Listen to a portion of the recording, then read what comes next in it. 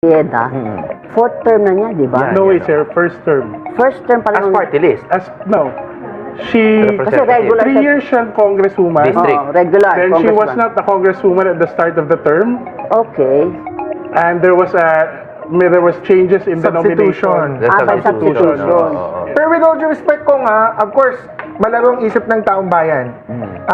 Technically, if they just look at Google, they will think 4 terms si Kong Yeda. Because she was 3 years district, and then 6 years party list.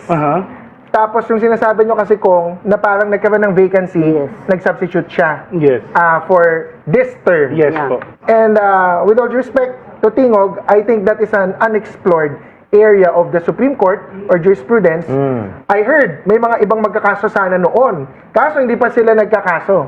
I heard may magke-question sa 4 terms. If that matter is placed before the courts, then we will have just to present our side Your and argument. our arguments. Pero right now, nandiyan na kayo sa reforms ng party list, pwede na siguro may ipasok yung para maiwasan na yung nagiging parang term extension na nagagamit ng political party list. Well, alam niyo ko yes, I agree with you yung mga concerns regarding the nominees. But then again, we hope to provide a more affirmative kumbaga reform that really focusing on the authenticity, yung credibility and legitimacy ng party list itself. Kasi kung membership based ang ating mga party list, kung may totoong officer ang ating mga party list, then you will see that there's participation, there's all these opportunities. Gusto nang iwan ni Mami Chu yung topic, pero may kailangan lang ako sabihin talaga. Okay. Senator Marcoleta kasi is the topic of the week. Yes. Senator Marcoleta is also one of the reasons why you should reform the party list Sagip. bill. Because when he ran for senator, nag-stop siya, sabi niya, I withdraw my candidacy. Tapos biglang napasubstitute siya after, I can't discuss the nitty-gritty, no? Basta na-exploit din niya yung substitution process. Wala lang nag-question. Si Rowena Guanzon, she also tried to exploit it, but somebody questioned. Okay. Attorney Topacio, and si Cardema. Si Cardema, napigilan siya. Yung kay Marcoleta, walang nag-question on, but actually, they're more or less the same, eh. So with all due respect Kong, kaya ako na-mention kasi nandun na tayo sa topic, I just have to say na may mga ganong backdoor loopholes. And at that the you have to Jess, plug. I'm not contesting that, no.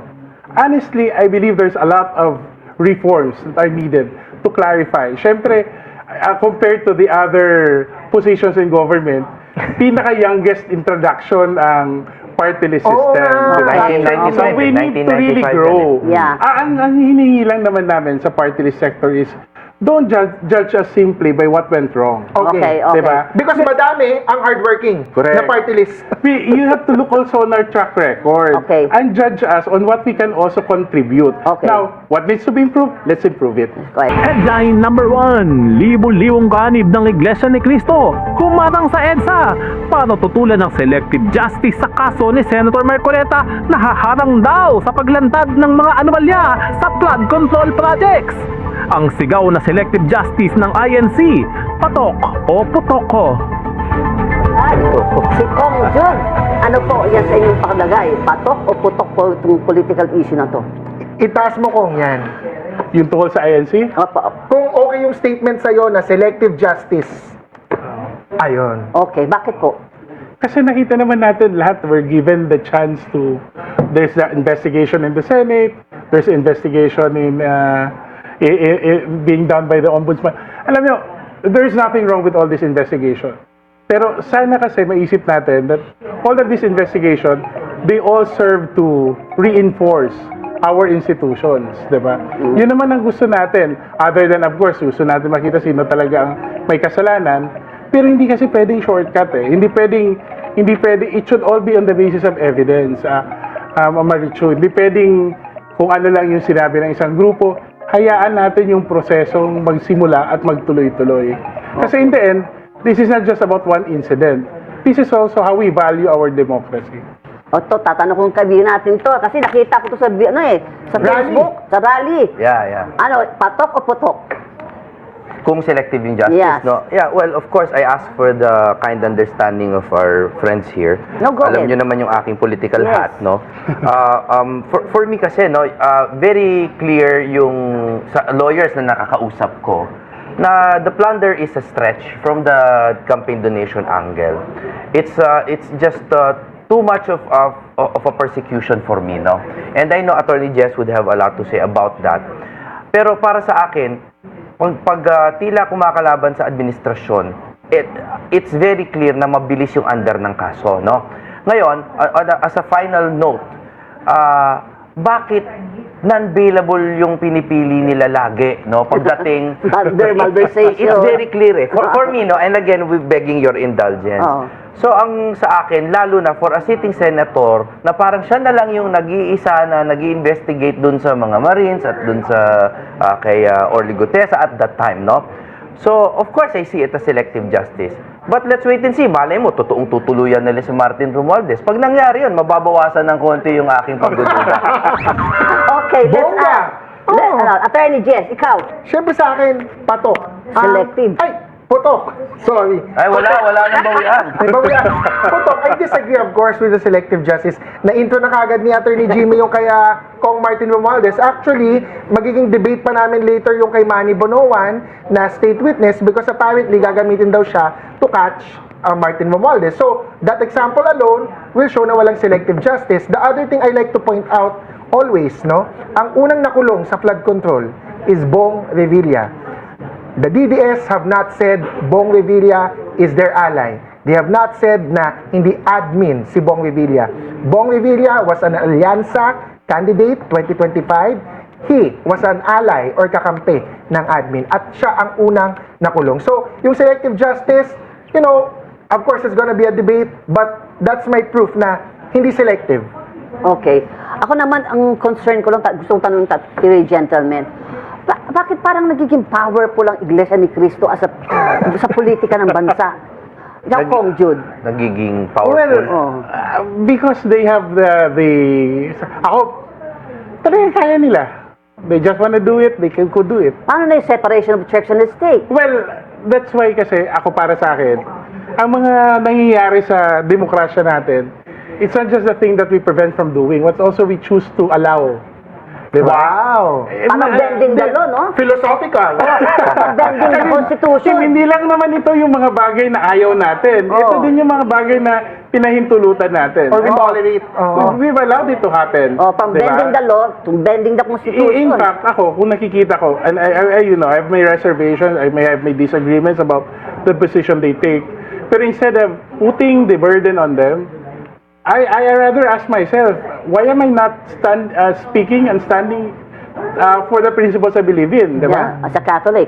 Not necessarily as a Catholic, as a Filipino for that matter, di ba? Sorry Kong, I need to ask, has Tingog ever been endorsed or supported by the INC? We were Sorry, I have to ask. in 2022.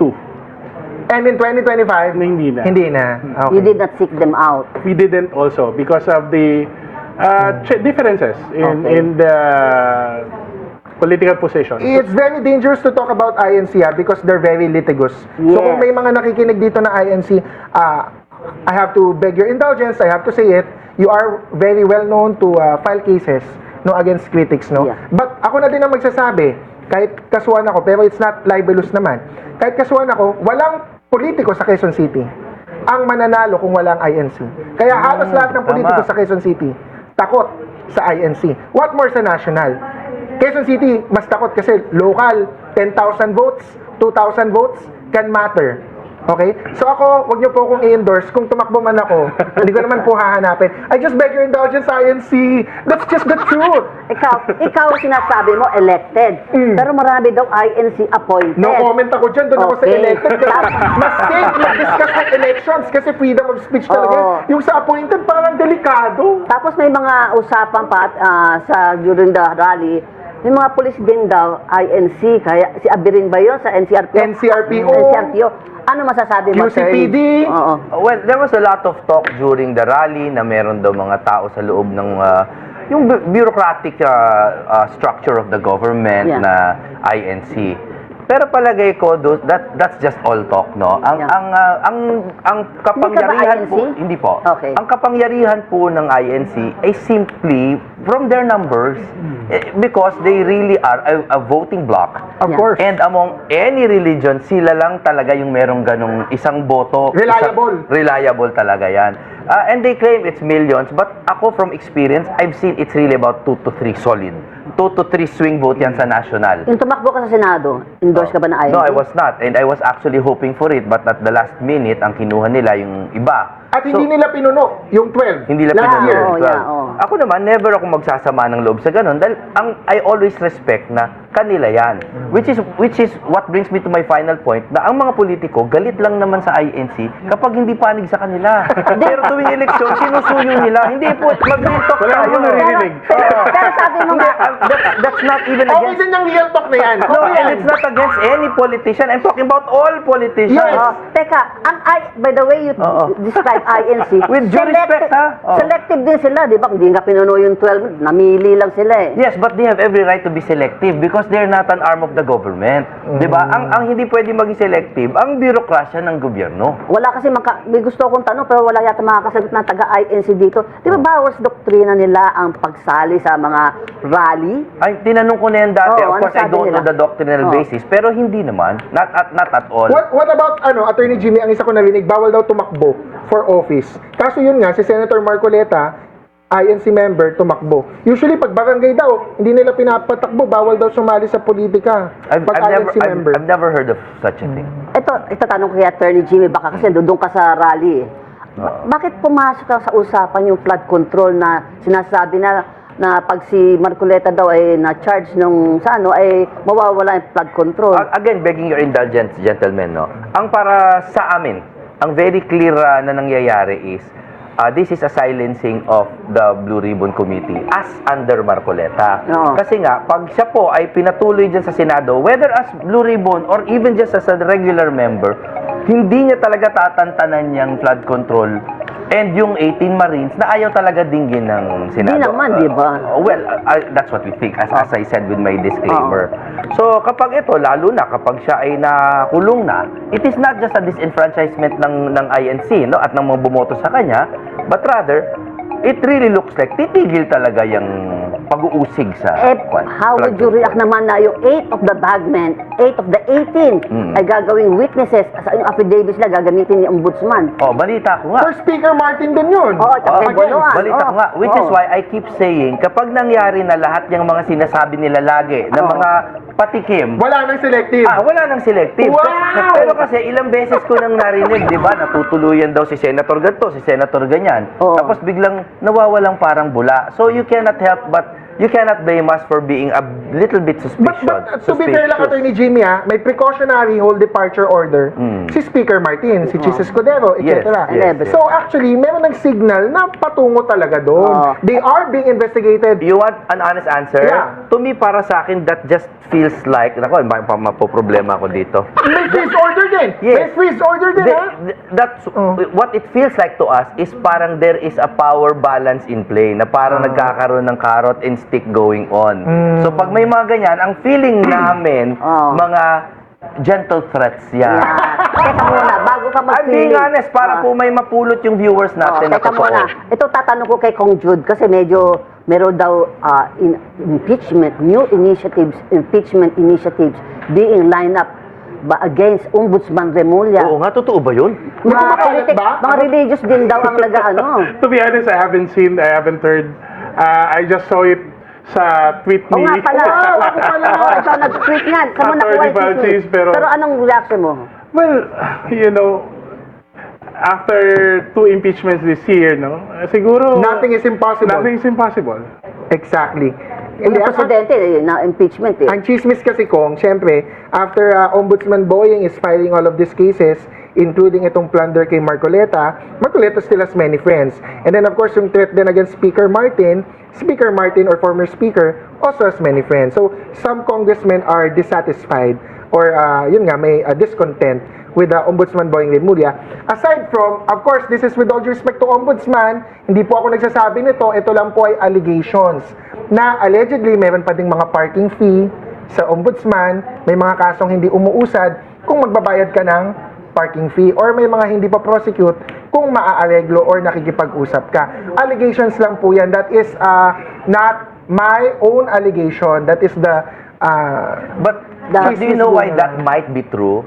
It is precisely how he got appointed, di ba? Kasi nga, hindi, because, no, please explain. Please, let Yeah, me of explain, no? course. Kasi nga, there was a rule already before na pag na-file, automatic ang pag-assign ng twin docket number. Yung the previous, Yes, tapos nung inatras nila by a ruling, Paano tapos niya nalusutan? tapos biglang nagkaroon siya ng no pending case and he then became Natatawa ko lang because I do not believe you, Natatawa ko because alam ko na yung patutunguhan and meron ka namang point dyan, attorney. Yes. Ito, And it's not tatanong ko sa'yo, personal, makakasagot. not personal. Masasagot mo to kasi ikaw dudong ka sa INC rally. Meron bang cause for BBM na to resign? Alam mo, surprisingly, and this is very true in the previous rallies, malakas ang BBM resign na tawag. Ito hindi, ang narinig ko talaga, nananawagan sila na wag niyong gawin yan kay Marcoleta. It was very clear na it was, they were very, honest are about one. it. Aminado sila, Ang we mga are chan- one. We are one. Na wag niyong gawin yan, selective justice against Marcoleta Unfair. in particular. Kaya pala konti lang umaten. Uy, madami. Oh my God! Uy, madami Kaya pala konti, hindi dumami yung dumami. We are one Sa echo chamber nyo ba, ang dumating parang konti lang? Yes. Ikaw, nandudong ka. Dami. Kasi may nakinig ako na natatakpan lang daw ng mga puno. Hindi kasi, ang hindi nyo alam, pagdating sa mga rally, pag mainit pa yan, usually pag tanghali na sa mga Magtatago. puno pa yan. Tapos Oo. pag kumanta na ako, lalong lumalayo. Wow! lalong lumalayo. Anong kinakanta mo? Let me be the one. Kaya pala we are one!